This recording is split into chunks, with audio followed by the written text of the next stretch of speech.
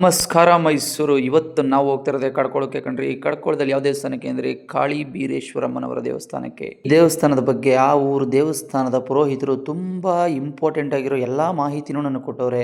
ಒಂದೊಂದನ್ನೇ ವಿವರಿಸ್ತಾ ಹೋಗ್ತೀನಿ, ಕೇಳ್ತಾ ಹೋಗಿ. ಈ ಊರಲ್ಲಿ ತಲತಲಾಂತರದಿಂದನೂ ತುರುವಿನ ಜಾತ್ರೆ ಅಂತ ಒಂದು ಜಾತ್ರೆ ಮಾಡ್ತಾರೆ ಕಣ್ರಿ.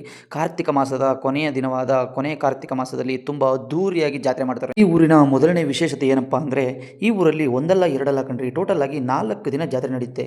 ಮೊದಲನೇ ದಿನ ಹೆಬ್ಬರಿ ಅಮ್ಮನ ಮೆರವಣಿಗೆ ಅದ್ದೂರಿಯಾಗಿ ಸಾಗುತ್ತೆ ಅನ್ಕೊಳ್ಳಿ. ಎರಡನೇ ದಿನ ಸೋಮೇಶ್ವರನ ದೊಡ್ಡ ವಾಹನವನ್ನು ಮೆರವಣಿಗೆ ಮಾಡಲಾಗುತ್ತೆ ಕಣ್ರಿ. ಆ ಮೆರವಣಿಗೆ ಇನ್ನೇನು ಮುಗಿತಾ ಇದೆ ಅನ್ನೋ ಸಂದರ್ಭದಲ್ಲಿ 11 ಗಂಟೆ ಮೇಲೆ ಮದ್ದು ಸಿಡಿಸೋಕೆ ಸ್ಟಾರ್ಟ್ ಮಾಡ್ತಾರೆ.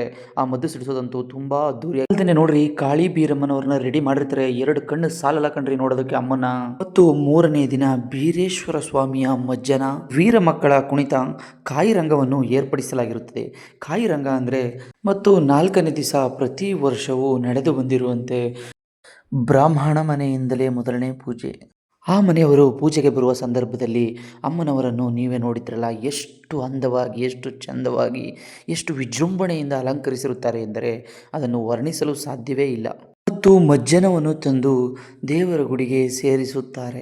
3 ಮತ್ತು 4ನೇ ದಿವಸ ಸಿದ್ದೇಶ್ವರ ಸ್ವಾಮಿ ದೇವಾಲಯದ ಬಳಿ ಎಲ್ಲ ಜನರಿಗೂ, ಎಷ್ಟೇ ಲಕ್ಷ ಜನ ಬಂದರೂ ಎಲ್ಲ ಜನರಿಗೂ ಅನ್ನಸಂತರ್ಪಣೆಯನ್ನು ಆರಂಭಿಸಿರುತ್ತಾರೆ. ಆ ಅನ್ನಸಂತರ್ಪಣೆಯಲ್ಲಿ ಎಷ್ಟೇ ಭಕ್ತರು ಬಂದರೂ ಯಾರಿಗೂ ಸಹ ಇಲ್ಲ ಎನ್ನುವ ಮಾತೇ ಇಲ್ಲ. ಎಲ್ಲದಕ್ಕಿಂತಲೂ ಮುಖ್ಯವಾದದ್ದು ಕಾಳಿಯಮ್ಮನವರ ವರ. ಕಾಳಿಯಮ್ಮನವರು ವರ ಕೊಡಲಿಲ್ಲ ಎಂದರೆ ಯಾವುದೇ ಕಾರಣಕ್ಕೂ ಊರಿನವರು ಜಾತ್ರೆ ಮಾಡುವುದಿಲ್ಲ. ಅದರಲ್ಲ ಫ್ರೆಂಡ್ಸ್, ಇದಾಗಿತ್ತು ಕಡ್ಕೋಳದ ವಿಶೇಷವಾದ ಹಬ್ಬದ ಸುದ್ದಿ. ಇದೇ ಥರ ನಿಮ್ಮೂರಿನ ಹಬ್ಬದ ವಿಶೇಷತೆ ಮತ್ತು ಆಚರಣೆಯ ಬಗ್ಗೆ ಎಲ್ಲರಿಗೂ ತಿಳಿಯಬೇಕೆಂದರೆ ನೀವು ಮಾಡಬೇಕಾದ್ದು ಇಷ್ಟೇ. ಈ ವಿಡಿಯೋಗೆ ನಿಮ್ಮೂರ ನೇಮ್ ಮತ್ತು ನಿಮ್ಮ ದೇವಸ್ಥಾನದ ನೇಮ್ನ ಕಮೆಂಟ್ ಮಾಡಿ. ಇದೇ ತರಹದ ವಿಶೇಷವಾದ ವಿಡಿಯೋಗಳನ್ನು ನೋಡಲು ನನ್ನ ಅಕೌಂಟನ್ನು ಫಾಲೋ ಮಾಡಿ ಮತ್ತು ಸಪೋರ್ಟ್ ಮಾಡಿ.